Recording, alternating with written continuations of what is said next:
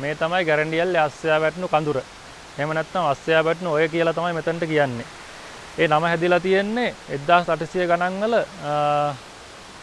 ලංකාවේ යටත් විද්‍යාව පැවති සමයේ මෙහෙ වගා කරලා තියෙනවා කෝපි වගාව. කෝපි වගාව කරලා තියෙන්නේ පිටරට සුදු මහත්වරුන් තමයි මෙහෙ පාලනය කරලා තියෙන්නේ. ඒ කාලේ තමයි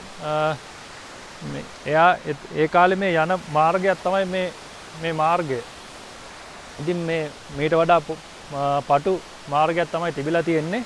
ඒ යන අතරමඟදී මේ සුදු මහත්තයෙක් මේ අස්සෙක්ගේ පිටේ යද්දි මේ ගල් තලාවෙන් මෙතනින් ලිස්සලා වැටලා තියෙනවා. මේ වැටෙනවත් එක්ක මේ සුදු මහත්තයා නැවතත් ගොඩට පැනලා තියෙනවා. නමුත් අස්සයා මෙතන මේ ඇල්ලෙන් බිමට වැටලා තියෙනවා.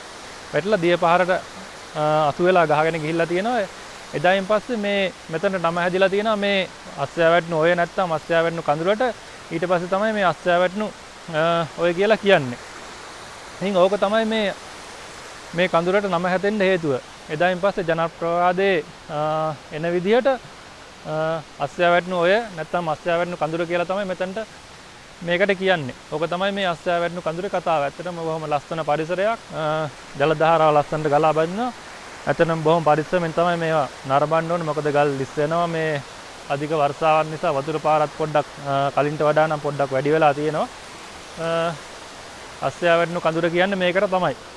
ඔයාලත් ඇවිල්ලා බලන්න ලස්සන තැනක්.